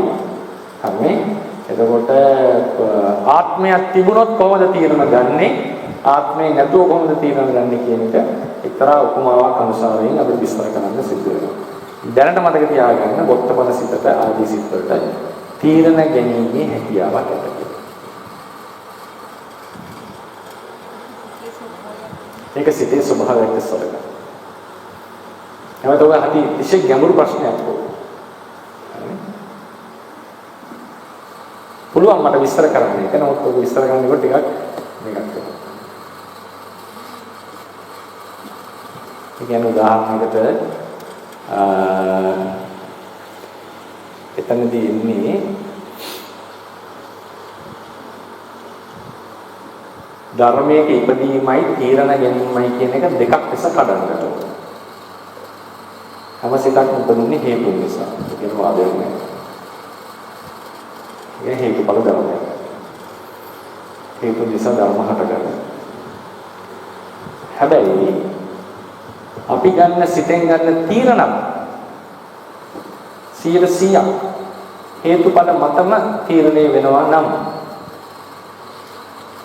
හේතුඵල මතම තීරණය වෙනවා නම් එතනදී අපි නියතවාදයකට වැටෙනවා. නියතවාදයකට වැටෙනවා. ඒ නිසා උත්පන්න සිත ආදී වූ සිත් හේතුන් නිසා හටගත්තත් ඒ සිත් වලට පුළුවන් ඒ අවස්ථාවේදී තීරණයක් ගන්න. ඒ අවස්ථාවේදී තීරණයක් ගැනීමේ හැකියාව තියෙනවා. එතකොට ගන්න පුළුවන් තීරණ සමානයේ සීමා සහිත වෙලා තියෙන හේතුන් අනුව දැන් උදාහරණ මෙතන තුවක්කුවක් අරගෙන කවුරුහරි විදි තියන්න ආවොත් ඒකලක එක්කෙනෙක් ගන්න එක්කෙනා දුවන්න පුළුවන්, කෑ ගහන්න පුළුවන්, තුවක්කු කරට ගහන්න පුළුවන්. නැත්තම් ඊළඟ ජීවිතය අතහැරලා ඊළඟ ජීවිතය සඳහා හොඳ කුසල මානසිකාරයක් ඇති කරගෙන මරණයට මුහුණ දෙන්න පුළුවන්. හැබැයි පුනර්භවයක් විශ්වාස කරන්නේ නැති කෙනෙක් හිටියොත් එයාත් ගහන්න පුළුවන්, දුවන්න පුළුවන්, කෑ ගහන්න පුළුවන්, මරණයට මුහුණ දෙන්න පුළුවන්. හැබැයි එයා හිත හදාගන්නේ ඊළඟ ජීවිතය සාර්ථක කරගන්න කියලා. මොකද ඊළඟ ජීවිතය විශ්වාස කරන්නේ නැහැ. ඊළඟ ජීවිතය සාර්ථක කරගන්න ඕනේ කියන අදහස එයාට උපදින්නේ නැහැ. එයාට දෙන විශ්වාසය අනුව එහෙම එකක් නැහැ. ඒතර අපි ගන්න තීරණ අපේ චරිත ලක්ෂණ අධ්‍යාපනයේ සංස්කෘතිය විශ්වාස මත තීරණය වෙලා තියෙන්නේ. මොන තීරණද අපි ගන්නෙ? අපිට ගත හැකි තීරණ සමූහයක් තියෙනවා. දැන් කියන්න පුළුවන් සමහර ගුරුවරයෙක් මේ වෙලාවේ මෙයා දුවන්න 150ක සම්භාවිතාවක් තියෙනවා. කෑ ගහන්න 140ක සම්භාවිතාවක් තියෙනවා. ෆයිට් කරන්න 105ක සම්භාවිතාවක් තියෙනවා. මරණයට මුහුණ දෙන 101ක සම්භාවිතාවක් තමයි තියෙන්නේ. ඒක පුළුවන්. අපේ හිත නැඹුරු වෙන්නේ මේ පැත්තට. හැබැයි අර 100ට එකකට උනත් වීර්යයෙන් උත්සාහවත් වෙලා යෑමේ හැකියාව තියෙනවා. තියෙන කන්ඩිෂන් මතම නම් මේක තීරණය උනේ වැඩිපුර තියෙන එකට යන්න ඕනේ. එහෙනම් තියෙන කන්ඩිෂන් මත එයා දුවන්න ඕනේ. මේක තමයි ප්‍රොබ්ලම් ඔෆ් කෝසලිටි කියලා උගල කියන්නේ දවසට. නමුත් අර සම්භාවිතාවල් වලින් එකකට ඕන එකකට යෑමේ ඉඩ තියෙනවා. ඒ ඉඩ තියෙනවා කියලා කියන්නේ තීරණ ගැනීමේ හැකියාවක් තියෙනවා කියන එකයි. ඒකත් හේතුඵලයට යටයි. නමුත් එක හේතුඵලයේ තියෙන එකක් තමයි හේතුවක් නිසා ඵලය, හේතුවක් නිසා ඵලය නම් එන්නේ එක අවුට්කම් එකක් එන්න පුළුවන්. වැඩිපුර හේතු එක්කන එක අවුට්කම් එකයි. හේතුඵලයේදී අවුට්කම් දෙකක් එන්න බෑ. මේ හේතුන් නිසා මේ ඔප්ෂන්ස් පහ තියෙනවා. එකෙන් එකකට අපි යන එක රැන්ඩම් වෙන්න බෑ. අහඹු සිදුවීමක් එන්න බෑ. අහඹු සිදුවීමක් මොනවද කරගන්නද? ඒ නිසා ඒ පහෙන් එකකට තීරණයක් අරගෙන යෑමේ හැකියාව සිතට තියෙනවා. ඒ නිසා මම තරලව කිව්ව එකයි සිතට තීරණ ගැනීමේ හැකියාවක් ඇත. අපේ ඒක විදර්ශනා පැත්තෙන් කතා කරනකොට ඉතින් තියෙන්නේ පරමාර්ථ ධර්මයන්ගේ ඇතිවීම බලමින් වාසය කිරීම කියන එකනේ. එතනදී අපි මොනවාහරි එක පරමාර්ථ ධර්මයක් කරගෙන එහි ඇතිවීම බලමින් වාසය කිරීම කියලානේ. එතකොට පරමාර්ථ ජාතික කියන කොටස අතරමැද කොටස ගත්තාම එතෙන්දී වංශයේ ඉදිරියේදී විස්තර කරනවා නම් දැන් මතුවට කමක් නැහැ. පරමාර්ථ ජාතික කියන කොටසත් එක්ක මේ විදර්ශනා කියන එකේ වෙනස මට පොඩි පැහැදිලි කිරීමක් කරන්න ඕනේ. දැන් විදර්ශනාව කියලා කියන්නේ නාම රූප ධර්මය අනිත්‍ය දුක්ඛ අනාත්ම ලෙස බැලීම. මම කියන්නේ විදර්ශනාවේ පියවර 4ක් තියෙනවා කියලා. මොකද පළවෙනි එක ඇති සැටියට දැකීම. ධර්මය ලෙස තේරුම් ගැනීම. ඊට පස්සේ ධර්මය මොනවා ලෙසද? සංකත ධර්ම. මතක නැද්ද? මම ඒක පාඩම් කරගන්න. සංකත ධර්ම ලෙස තේරුම් ගැනීම. තුන්වෙනි එක ඇතිවීම නැතිවීම බැලීම. පළවෙනි පිටුවේ ලියලා ඇත්තෝ ගත්තා. හරිනේ? පළවෙනි එක තමයි ඇති සැටියට දැකීමනේ. දෙවෙනි එක තමයි සංකත ධර්ම ලෙස බැලීම. තුන්වෙනි එක තමයි ඇතිවීම නැතිවීම බැලීම. හතරවෙනි එක තමයි මොකද්ද? අනිත්‍ය දුක්ඛ අනාත්ම ලෙස බැලීම. ඇතිවීම නැතිවීම බැලීම අනිත්‍ය බැලීම නෙවෙයි. ඇතිවීම නැතිවීම බලනවා කියන්නේ අනිත්‍ය ලක්ෂණය බලනවා. අනිත්‍ය ලක්ෂණ එක පැහැදිලි කරලා දෙන්නම් මම ඉස්සරහට. හැබැයි ඔය ඔක්කොම කරන්න තියෙන්නේ පරමාර්ථ ධර්ම එක. පරමාර්ථ ජාතික කියලා කියන්නේ පරමාර්ථ ධර්ම වලම අවස්ථාවක් කියවනේ වෙනම එකක් නෙමෙයි. ඒ පරමාර්ථ ධර්මවල තියෙන පරමාර්ථ ජාතික අවස්ථාව විදර්ශනාවට අදාළ වෙන එකක් නෙවෙයි. ඒක විදර්ශනාවේ දල වශයෙන් තේරුම් ගැනීමක් විතරයි කරන්නේ. ඒක මෙනෙහි කිරීමක් කරන්න යන්නේ නැහැ. නමුත් ඒක දැනගෙන ඉඳීම වැදගත් වෙනවා විදර්ශනා ඥානෙ මුහු කරන්නේ.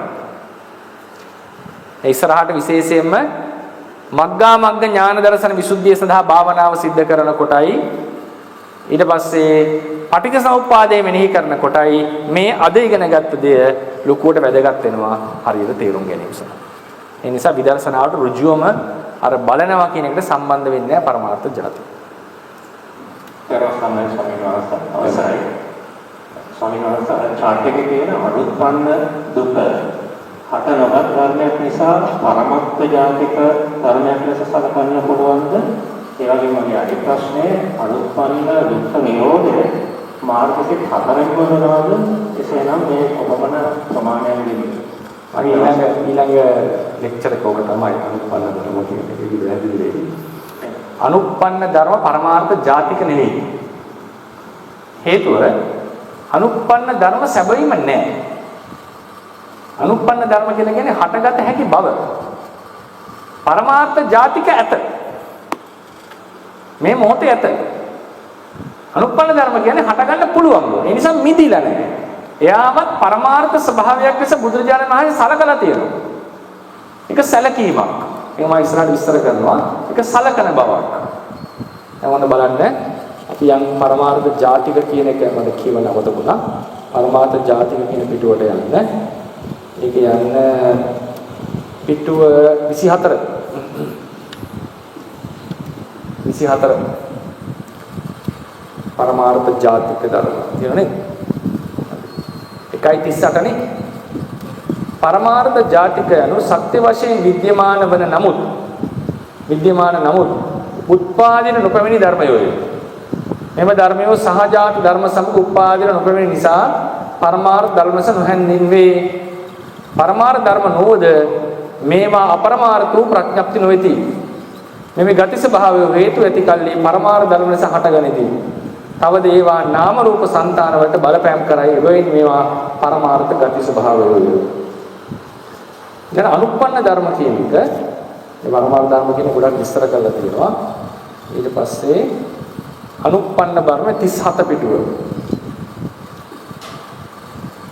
37 පිටුව. 37 පිටුවේ එක මම ඊළඟ පාඩමේ කරන නිසා බොක්ස් එකේ කොටුවේ තියෙන විතරක් කියමුකෝ අපි. පේරුකානේ චන්දිමල නායක හමුදුරන්ගේ පොතෙන් ගත්ත එකක්. ඒ කොටුවේ තියෙන. අනාගතයේහි ඒකාන්තයේ ඵලයක් උපදවන යම්කිසි හේතු ධර්මයක් පහළ වූවොත් හේතුව පහළ වූ බැවින් අවස්ථාව පැමිණි කලෙහි උපදින්නට තිබෙන ඒ ඵලය තවම නූපන් දෙයක් වතුදු උපන් දෙයක් හැටියට සලකනු ලැබේ. ඒක සලකීමක් ඒක. අරකේ තියෙන ඇත්තම තියනවාද? නංනේ උපන් දෙයක් හතු සලකනු ලැබේ. උපදින්නට මත්තෙන් උපන් දෙයක් ලෙස සැලකිය යුතු ඒ ධර්මයන්ගේ ඉපදිය හැකි ස්වභාවය අනුත්පන්න උත්පාදයයි. මෙය අනුත්පන්න නිරෝධය අනුව කල්පනා කළ කල්හි පහසුවෙන් වැටහෙන්නේ නැත. ඒක මම විස්තර කරන්න නිර්වාණය කතාවේ. ඊට පස්සේ මාර්ගසිත හතරෙන්ම ඒ මට්ටමින් අනුත්පන්න ධර්ම වලින් නිරෝධයටපත් වෙනවා. ඒක බලාගෙන මම උගන්වන්න නැතිදී ඊළඟ පිටුවේ තියෙනවා 1:49 තේරවාදයේ තුල අනුත්පන්න ධර්ම පහත කොටස් 6ට බෙදා දැක්විය හැකිය. 39ට යන්න පිටුව 1:52 නිර්වාණාදිගමේ සමහර අනුත්පන්න ධර්ම වලින් සත්‍යය නොමිදේ. ඊළඟ 151ට යන ඊළඟ කලින් පිටුවේ ඒකේ තියෙනවා නිර්වාණ අධිගමය කිරීමේදී සත්‍යයේ ඉදින් දැක්වූ අනුත්පන්න ධර්ම අතුරෙන් සමහරකින් මිදෙන්නේ. ඒදී අනුත්පන්න ස්කන්ධ නූපදීන්ම නිරුද්ධ වන්නා. එම ස්කන්ධ නිරෝධය අනුත්පන්න නිරෝධය නම් වේ. මේ තේරවාදයට අනුව නිර්වාණාධිගමය සමග සත්වයකු මිදෙන අනුත්පන්න ධර්ම පහත පරිදි දැක්විය හැක. හරිනේ? එතකොට සෝතාපන්නය කෙනාගේ විතරයි මම දක්වලා තියෙන්නේ. sorry ඔක්කොම දක්වලා තියෙනවා කියවුව දුවට තේරෙයි මොන වගේ අනුත්පන්න ධර්මද දුරු වෙන්නේ මේ මාර්ගයෙන් කියලා. ටිකක් ගැඹුරුයි බලන්න කියවල උත්සාහ කරන්න. ඔහේ සමහර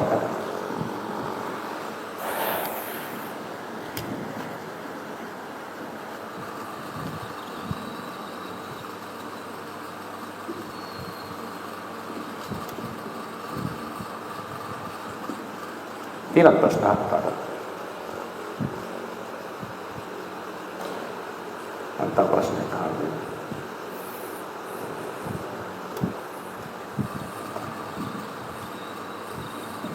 සන්නාචර ස්වාමීන් වහන්සේ විදර්ශනා භාවනාවේදී මේ පඨවි ආපෝ තේජෝ වායෝ ආකාශ කියන පහ විතරක් මේ ගන්නේ අනිත්‍යපත් රූප ගන්නතු ඒ පහ විශේෂත්වය මොකක්ද සන්නේ? ඒක එක ක්‍රමයක්. ඔක්කොම ගන්න පුළුවන්. ඒක එක්තරා ක්‍රමයක්. හරි. එහෙනම් අපි අද කතා කරේ පරමාර්ථ ජාතික. දැන් පරමාර්ථ ධර්ම ඉගෙන ගත්තා, පරමාර්ථ ජාති ඉගෙන ගත්තා. මුලින් නම් හිතෙන්න පුළුවන් මේක තියරි ටික දාලා දැන් මේක ඉතා වැදගත් වෙනවා. විදර්ශනා භාවනා පටන් ගත්තාම මේකේ තියෙන පැහැදිලිකම, උපකාරයකට හොඳම තේරෙයි. විදර්ශනා භාවනාව විස්තර කරන්න යනකොට. දැන් එහෙනම් දැනට ඔළුව මතක තියාගන්න. සසර චාර්ට් එක දිහා බලන්න. හරිනේ? ඉපදෙනවා, බිඳෙනවා, ඉපදෙනවා, බිඳෙමින් අතීත භවයේදී නාම රූප ප්‍රවතිය මොන බලන්න. භවයේහි නාම රූපයෝ ඉපදෙමින් බිඳෙමින් පැවතියා. ඒ පැවතිච්ච නාම රූප සමග අප්‍රහීන ක්ලේශයක් තිබුණා. පුරාණ කර්මයේ තිබුණා. මොනවද මේ පරමාර්ථ ජාතික? මේ මොනවද පරමාර්ථ ධර්ම? කෙලස් තිබිච්ච නිසා කර්ම රැස් වුණා. කෙලස් තිබිච්ච නිසා කර්මයක් මරණාසන්නයේදී අවකාශ ලැබුවා.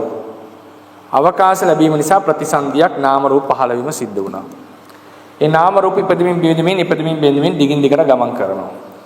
මේ භවයේත් අවිද්‍යාව අප්‍රහීනයි, කර්මය තියෙනවා. මේ වර්තමාන මොහොතේ ඉන්නේ මෙතන. නමුත් අවිද්‍යාවයි තෘෂ්ණාවයි කර්මයයි තියෙන නිසා උපදින්නට නියමිත ධර්මයන්ගෙන් අප මිදී නැත. අනුත්පන්න දුක්ඛය.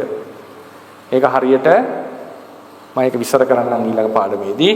උල්කාපාතේ වැටිලා සුනාමියක් එන්න යනකොට සුනාමිය එන්න කලින්ම ඒකට අපි සූදානම් වෙනවා. එන්න යන දෙයක් මේක. එන්න කලින්ම. ඒ වගේ අපි මේ ජීවිතේ තාම ඊළඟ ජීවිතේ ඉපදිලා නැති වුණත් මේ ජීවිතේ හිටියත් අපි ළඟ තියෙන කර්ම ක්ලේශ නිසා මතු ඉපදිය හැකි ධර්ම ටිකකින් ටිකක් එක්ක අපි සම්බන්ධයි. ඒ වලින් මිදිලා නැහැ. ඒ ඉපදිය හැකි ධර්ම තමයි අනුත්පන්න ධර්ම කියලා කියන්නේ. ඉපදීමේ නිමිති දුක. එහෙමනම් මේ දුකෙන් මිදීම තමයි නිර්වාණය කියලා කියන්නේ. මේ දුකෙන් මිදීම, මේ දුකෙන් නිදහස් වීම ඊළඟ බෝඩ් එකට. ඒකට මොකද්ද අපි කරන්නට ඕනේ? මේකෙදි තියෙනවා ඒ උපදින්නට නියමිත අනුප්පන්න ධර්ම වලින් මිදෙන්න නම් මොකද්ද අපි කරන්න ඕනේ? උපදින්නේ කවුරු නිසාද? බලන්න හොඳට. මේක කියන්න පුළුවන් වෙන්න ඕනේ. මේක උච්චාරණය කරන්න පුළුවන් වෙන්නට ඕනේ. කවුරු නිසාද? කර්මය නිසා. හොඳට මතක තියාගන්න. කර්මය නිසා උපදින්නේ. කෙලෙස් නෙමෙයි උපදවන්නේ. කර්මයෙන් තමයි උපදින්නේ. කර්මය හොඳ නම් මොන භවයකද? සුගතියේ දුගතියකද? සුගතිය. කර්මය නරක නම් දුගතියක. හැබැයි කර්ම කරලා තිබුණත් මතු ප්‍රතිසන්දිය ලැබෙන්නේ කෙලෙස් තිබුණොත් නැද්ද? තිබුණොත්. ඒ නිසා අඟුලිමාල මිනිස්සු 999ක් මරලත් නැවත ඉපදුනේ නැහැ. දුගතියට ගියේ නැහැ. ඇයි ඒ? කෙලෙස් දුරු කරපු නිසා. එහෙනම් කර්මයට මතු ප්‍රතිසන්දිය ලබා දෙන්න අවකාශය දෙන්නේ කවුරු හිටියොත්? කවුද යාගේ යාළුවා? කෙලෙස්. එහෙනම් මේ දුකෙන් මිදෙන්න නම් මොකද්ද කර යුත්තේ? කර්මයට අවකාශ ලැබෙන එක වළක්වන්න ඕනේ. ඒක වළක්වන්න කාව දුරු කරන්න ඕනේ? කෙලෙස් දුරු කරන්නට ඕනේ. කෙලෙස් කියන්නේ පරමාර්ථ ජාතික, කර්ම ශක්තියත් පරමාර්ථ ජාතික. ඒක දුරු කිරීමට තමයි විදර්ශනාව වඩන්නේ. චිත්තචෛසික රූප ධර්ම පරමාර්ථ ධර්මය හටගැනීමෙන් නිරුද්ධ වීම පවතිනවා. පරමාර්ථ ජාතික ධර්ම තමයි දුරු කරන්නට තියෙන්නේ. හැබැයි පරමාර්ථ ජාතික දුරු කරන්න ඔන්න දැන් ලස්සන කතාව. පරමාර්ථ ජාතික දුරු කරන්නේ අශෝක මෑණියෝ වගේ පරමාර්ථ ජාතික දිහා බලලා නෙවෙයි. කවුරු දිහා බලලාද? පරමාර්ථ ධර්ම තමයි බලන්නේ. සංස්කාර ඉපදෙනවා, බිඳෙනවා, නිරුද්ධ වෙනවා. මේවයි විදර්ශනාවට ලක් කරන්නේ. ඒවා විදර්ශනාවට ලක් කරමු. චිත්තචෛසික විදර්ශනාවට ලක් කරන්න ඕනේ. ඔබගේ හටගන්න චිත්ත රූපය දැන් ඊළඟ පරියන්කෙන් දැන් පටන් ගන්නවා.